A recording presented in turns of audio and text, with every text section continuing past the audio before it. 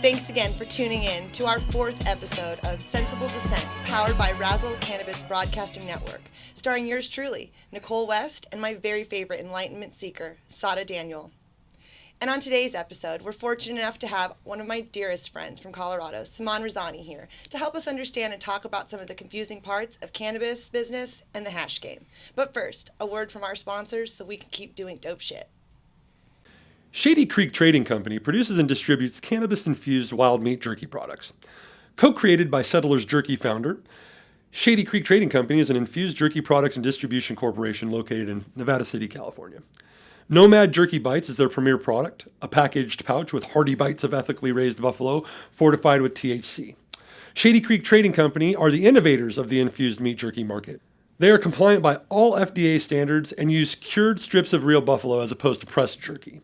To learn more about Shady Creek and their current investment opportunity, please visit the Razzle Investment Marketplace at razzle.com. Welcome back.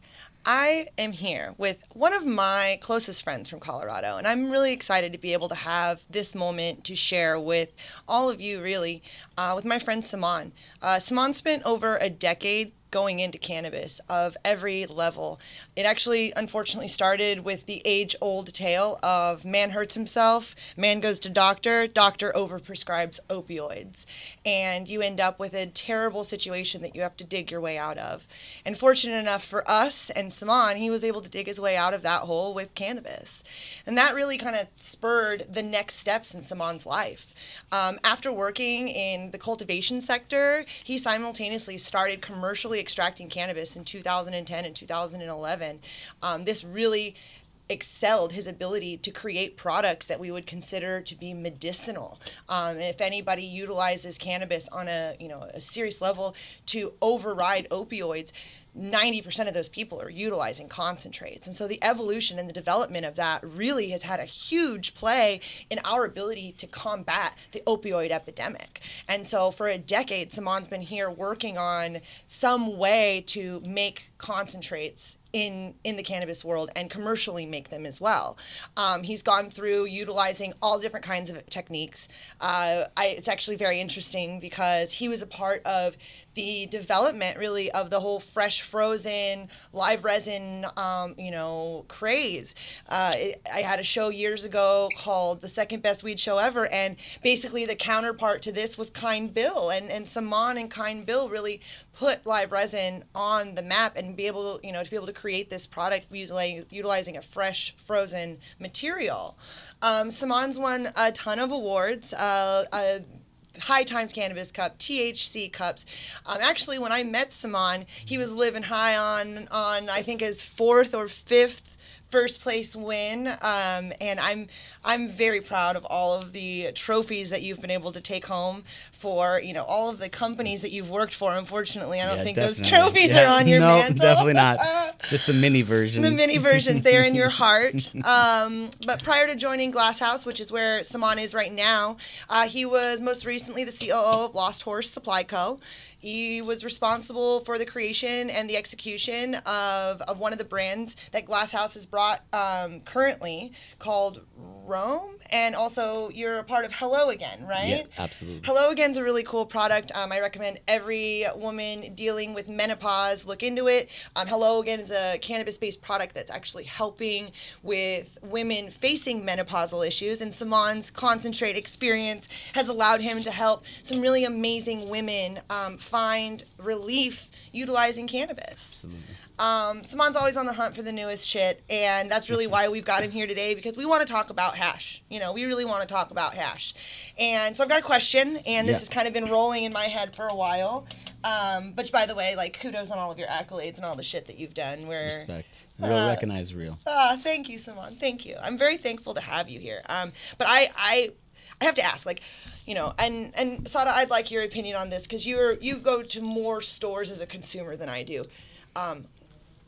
Why doesn't anybody know what the hell they're talking about when it comes to hash? When you go to buy hash, does anybody that's selling it to you really understand what they're trying to sell, or are they just throwing words at you? I feel like they're just throwing buzzwords, and they're like, oh yeah, this is the newest tech and this is the newest thing, and I'm like, but what are you even talking about? This is the same shit I seen like repackaged as something else a couple months ago. But I guess. Yeah. And there really isn't a way for us to have like a clear understanding of what we're looking at, right? Because there's so many ways to make concentrates. People don't fully understand, and a lot of times people will associate maybe a texture with a manufacturing method, or maybe a manufacturing method with a start product, right? So I do a lot of education, and I do SOPs for companies, and I've been trying to really teach a simple way for people to understand hash.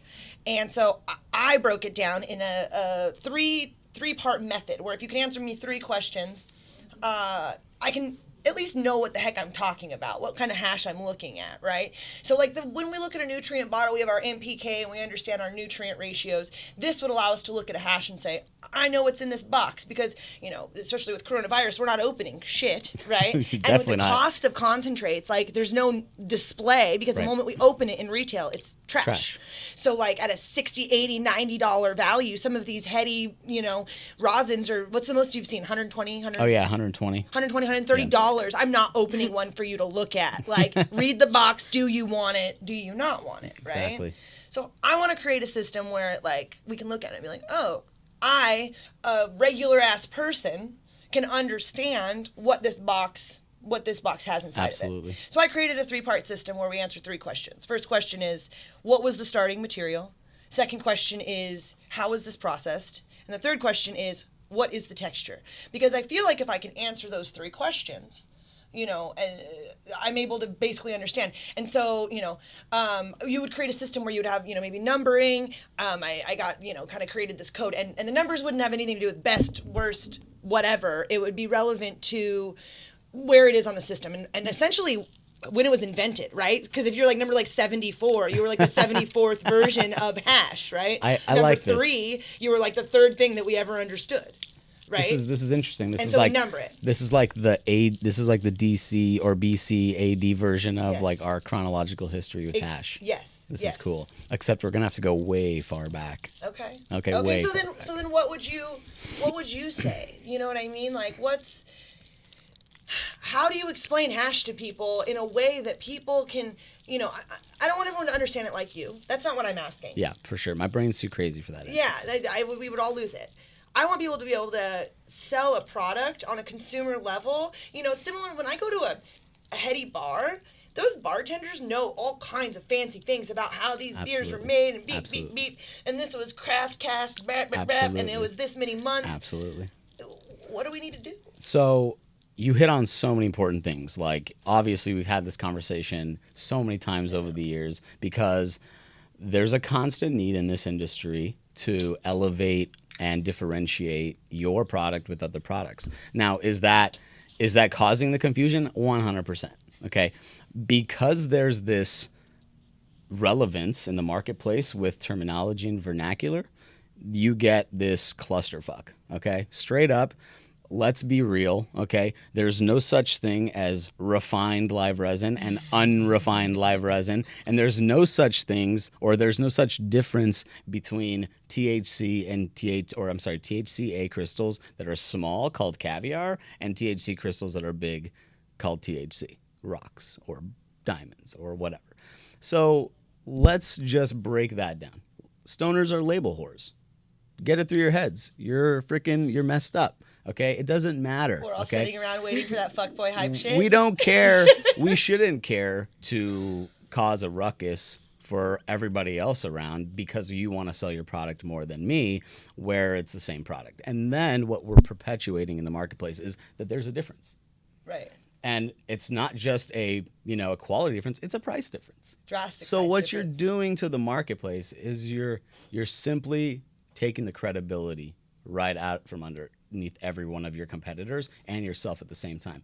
So what we say is you just played yourself, okay? So don't play yourself. Don't play yourself. But the beer industry has similar kinds of issues, right? Yep. So there's like what they've created is called standard reference material. So we should get our shit together and create some standard reference material for cannabis concentrates. I think that's the best way forward. Now, think of it like this. So when a brewer wants to create a batch of a certain type of beer and they want to use a certain malt, the color of their beer is related to that malt. And so they have a system where it starts at like 2 and 3 are like the lightest, and it goes all the way to 40. That's the darkest. So if you're making a beer, or a guy in Belgium is making a beer, or a guy in Arkansas in his garage is making a beer, he can make the right beer as long as he, has the basic ingredients to make the beer. So ostensibly, it's much harder for hash, right? But ostensibly, we can create a way to categorize these things, as you stated, I think in a very clever way. I like it. It reminds me like when I was a kid and I would do like what's matched up with what, and like, have a little web. It's exactly right from a perspective of what do we have here and how do we explain this?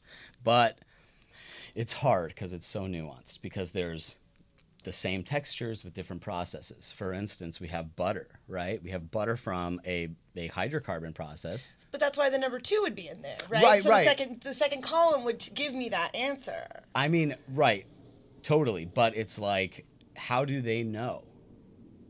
How is someone supposed to know how it was made if all they have is your chart? Right. But that's the purpose, is like you can decode it by looking and being like, industry wide, if it says 135, that means it's a fresh, BHO butter. So you decode that utilizing a standard. Got it. Like, where we're creating an industry wide. This is what number 3 means. 3 means butane, or whatever the number would be. Like, I don't. Got it. And that would be the standard. Every time you see 3, that code. Look, I think that could work. That code means butane. I totally think this could work. Because I'm like, at a certain point, especially when we're starting to talk about when we're looking at, the way that licensing is set up, right? With volatile versus non-volatile. Oh yeah, totally. Licenses in California. And so people would say, oh, this is a volatile or a non-volatile product is becoming commonplace nomenclature, and I'm just like, that's bullshit. That is total bullshit. Because you're allowing ethanol in a non-volatile facility, right? And like, if anybody has ever seen anybody blow Bacardi flames, you can, right?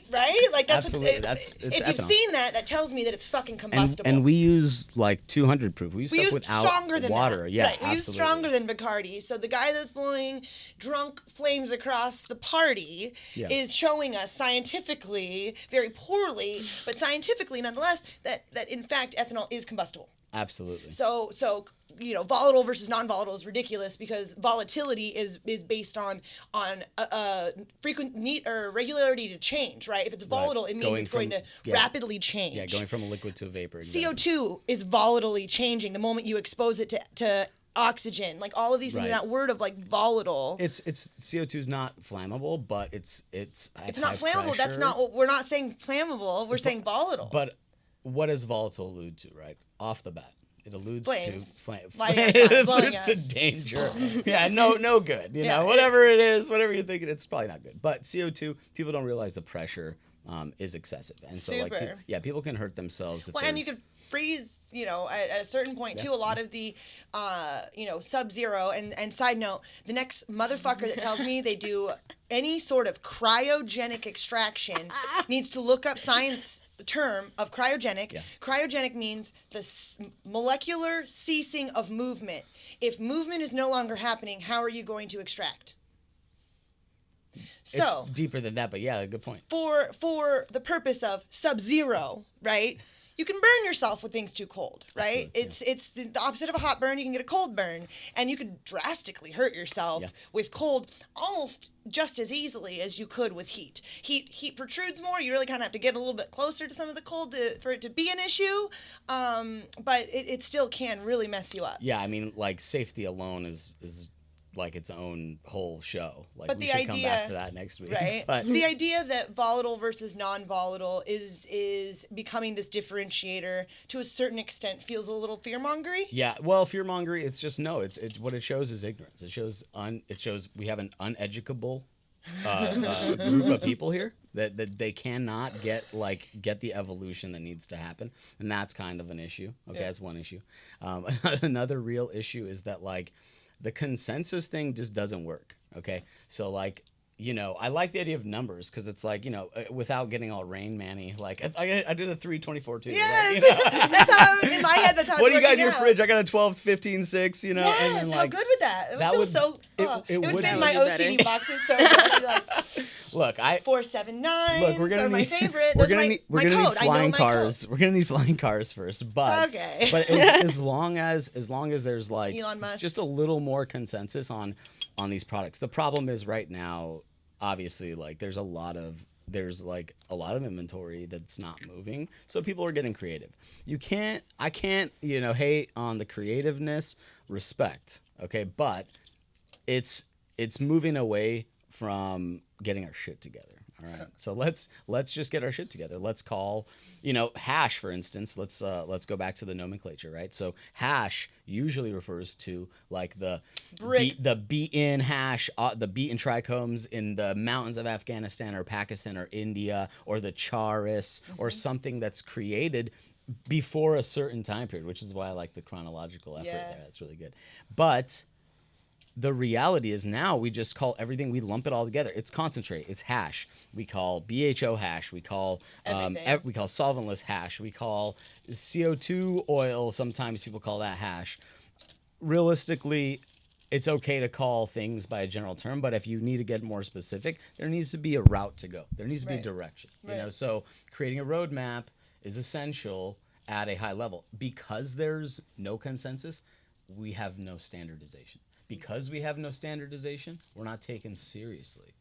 So as soon as we can just get the menu right, Right. we look a lot more credible as a group, as a unit, as the drug war veterans, as the cannabis coalition to the future. That's what we need. We need to harmonize efforts all across the board, starting with the names first. So we got to stop fighting on the inside and come up with a general consensus as a whole and introduce this as an industry. Let's try it. I'm gonna push it. Let's So try. I'm gonna push this, everybody. I'm gonna put my chart out at the end of this, and let's see if we can't get some, at the very least, conversation started about a general consensus for how we can classify concentrates, industry wide. Absolutely. I mean, look, we're getting into the point where we are in the front, kind of on the front line. Other industries we can collaborate with. Look, the beer industry is our cousin. Yep. If we can take anything from them, it's a way to categorize our stuff. Exactly. So at least we have some avenues to collaborate. I think that's the way forward, and I'm glad you're spearheading it and not me. Well, as Saman said, it's time to get your shit together, California. Get it together. And with that, we will turn over to Sada for a little of Sada Says. Speaking of getting your shit together, so earlier this week, the sun entered Virgo, bringing us into one of my personal favorite seasons. And Virgo season is really a time to get your life together. This is kind of like the opposite of Leo season, which is just about being like bold and out there and like not really worrying about the result. But Virgo season is more about like paying attention to the details and really doing that inner work. And while you're at it, put your bare feet in the earth because it's pretty good for you. Amen. Well, I love it. And thank you so much for that insight, because at the end of the day, it's really going to be about us getting back to our roots and being able to be grounded. I've found that that's been the most positive thing that I have gotten out of this whole pandemic. I've taken my shoes off and I've gotten my toes in the dirt and I've started gardening, and I think that there's something very special to be said about the fact that we work in an industry that is revolving around something that exists in nature as a medicine, and it's very symbolic to kind of where we're at. But enough with the symbolism. It's time for us to talk about a dumb law. And this isn't really a dumb law necessarily, as like a confusion on what the hell's going on.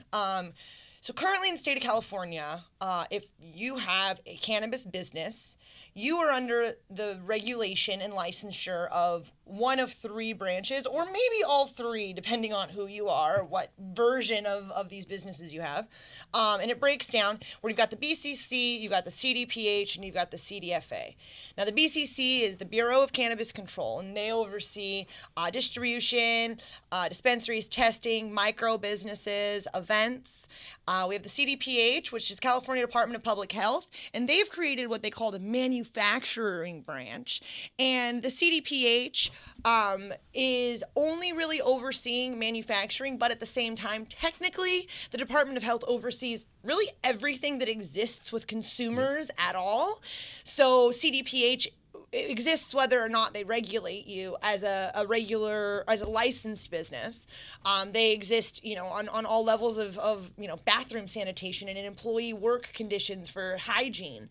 And then we have the CDFA, which is the California Department of Food and Agriculture, and they also exist pretty much in anything in the world of growing or farming or utilizing anything that would be considered a pesticide, which going into pesticide training is probably the craziest things of realizing how many things are actually considered pesticides. Right. But we've got these three divisions, right? We have kind of not really talking to each other, and they're kind of doing their own thing. And according to Governor Gavin Newsom, California is going to be combining these three unions, and I make the joke that they're creating one Captain Planet of a fucking organization to potentially be our governors. It's like earth, air, fire, water, and they're like distro, grow, testing, like hash it, and they're like, wow, with our powers combined, we can really fuck your wallet up.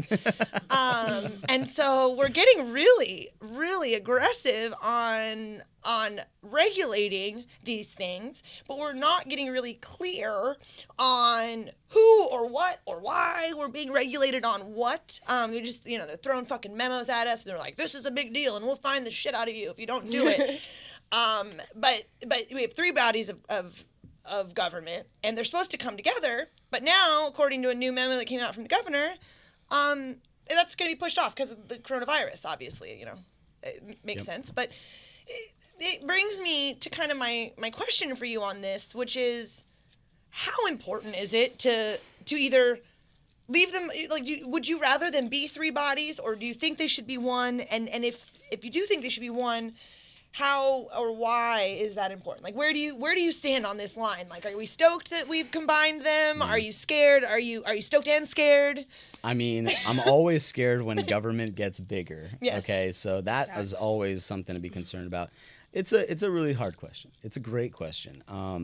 Ultimately, we're bound by these regulations. Yeah. We're bound by these rules, and we're bound by whatever feeling these regulators have on a given day. So relationships are important. I always say, don't let a 3-letter word ruin a 12-letter word. Don't let a 3-letter word like ego ruin a 12-letter word like relationship. Oh, wow. Okay? So that's Great. important. Ooh, I go write that down. That's important, because these guys are your lifeline.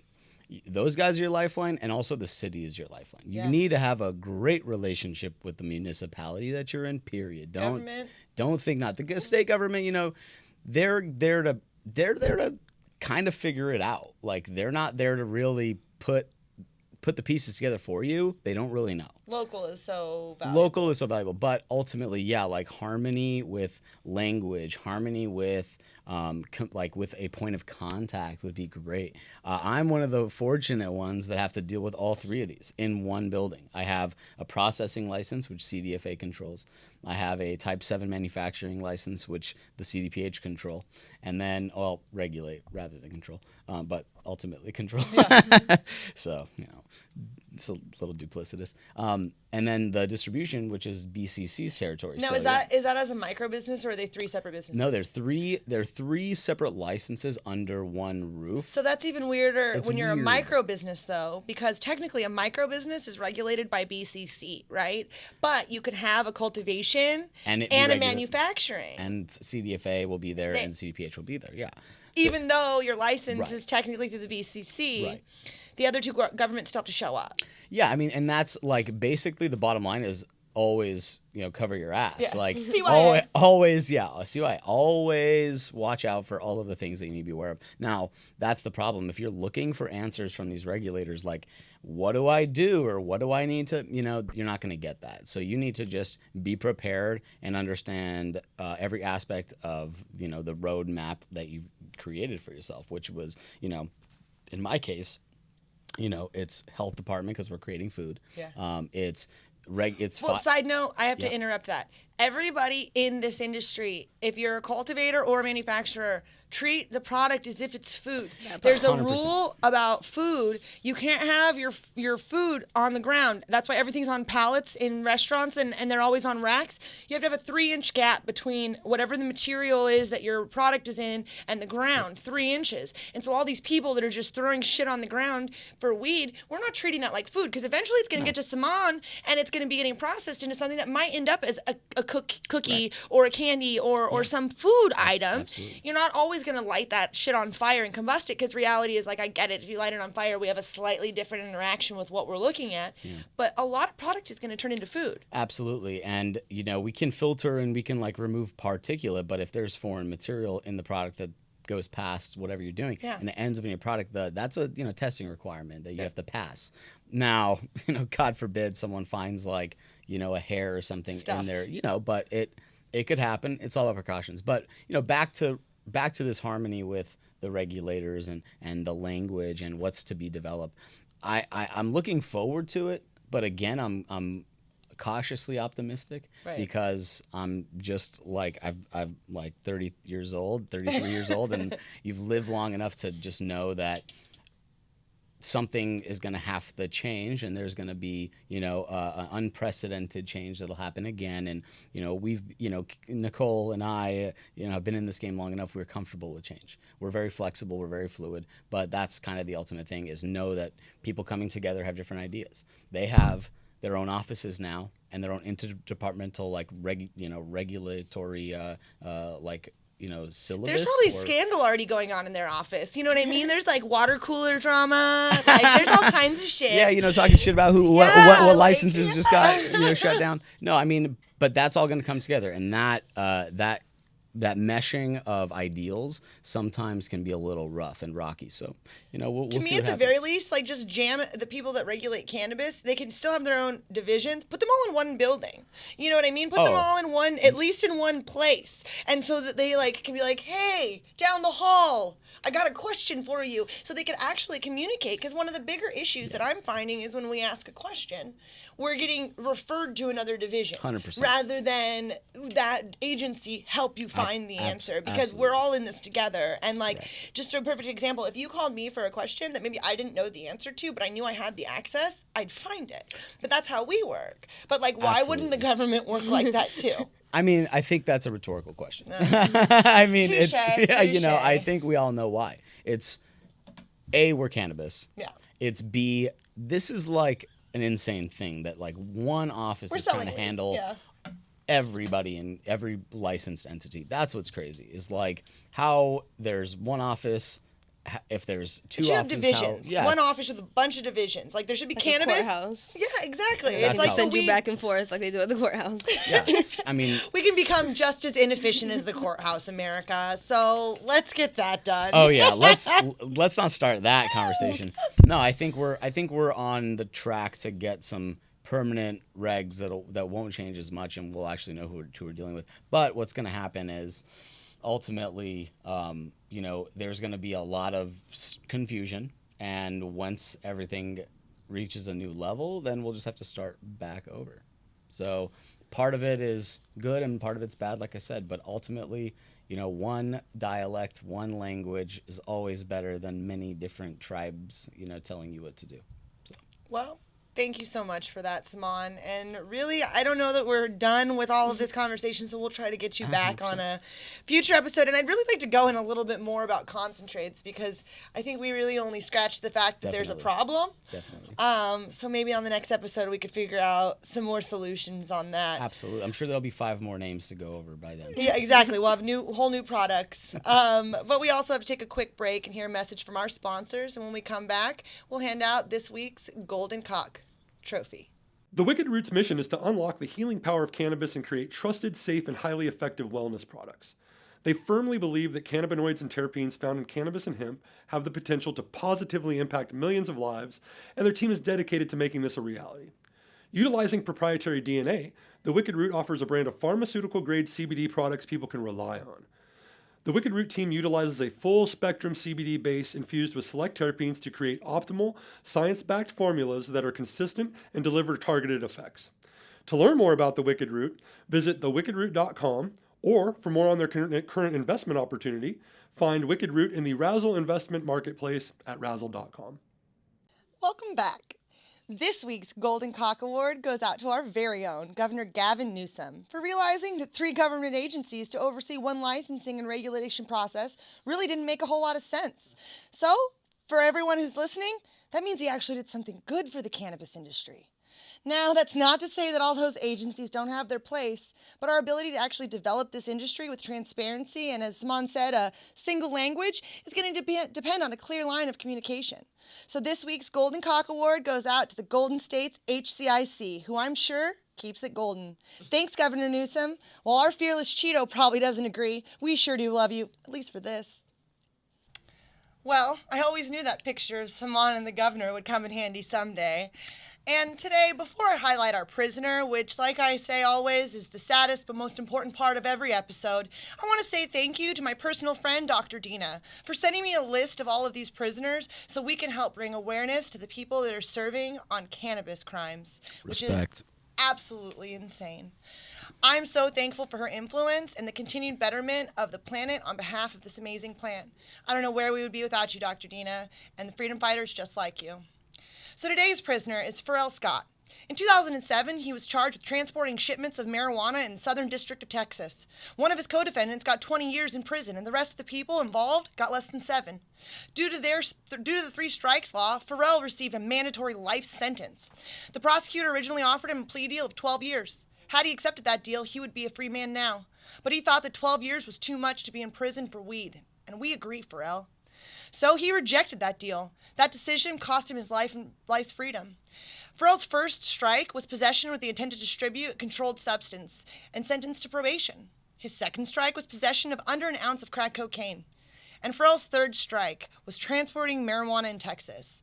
So what you're telling me is there's a man serving prison who obviously needed rehabilitation, not prison. In an excerpt from the Third Strike Campaign on the thirdstrikecampaign.com, it was stated that Ferrell Scott was buried alive because he transported marijuana. Ferrell Scott was buried alive because he declined a 12-year deal. Ferrell Scott was buried alive because America's drug laws are disastrously disproportionate. Ferrell's life sentence is not because he was a dangerous or violent criminal. His only other convictions were for small drugs and misdemeanors and driving infractions. Ferrell stated in his plea for clemency that the day he got his life sentence, it was like living a nightmare. He was watching his whole life drain away from him. I was numb, and I couldn't believe that this could happen on a weed charge. I remember thinking that I have so much more to do and so much more of my life, and it shouldn't end at age 45. I also thought about my children and how they would have to live their lives without me. I could not believe what I was hearing. And as we were being led from the courtroom, a lady whispered to me, "This too shall pass." But it's been over a decade and nothing's changed. Nowadays, I see people getting state licenses to distribute marijuana. There's a whole industry built around it. Some people distribute marijuana to build a life savings and a legacy. I distributed marijuana and got a life sentence. Please make sure that you reach out and do anything that you can to beg and plead for Ferrell's clemency. We will make sure to get all of Ferrell's contact information at the end of the episode as well. Please send him a letter of hope and anything that you can. We're really sorry that you're having to deal with this, Ferrell, but we'll keep trying to fight for you. Thank you, Nicole, for shedding light on the injustice that Ferrell Scott is facing right now. And now we're going to do a card reading from the Queen of Stones deck of cards. And if you'd like to get your own, you can go to thequeenofstones.com. We like to do one of these reads every episode so that everyone can get their inner goddess or God on. Right. Get a little guidance from our ancestors. See what's up. Shout out to Peachy for this awesome deck. OG Peachy, respect. Be humble. Don't be a doormat. You cannot pour from an empty vessel. Take care of yourself. Big one. Virgo season. Big one right there. Let your genius percolate. Percolate. And lastly, what the fuck others think of you is really none of your business. That's a fucking huge. Woo, woo, woo, woo, woo.